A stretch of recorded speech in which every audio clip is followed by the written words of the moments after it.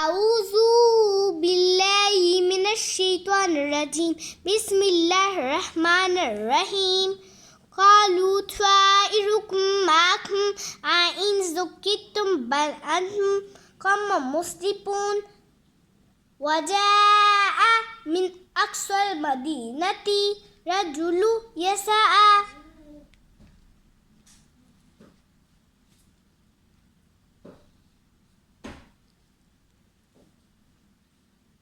قال يا قوم اتبعوا المرسلين اتبعوا من لا يسألكم أجرا وهم مهتدون وما لي لا أعبد الذي فطرني صدق الله العظيم. جزاك الله خيرا.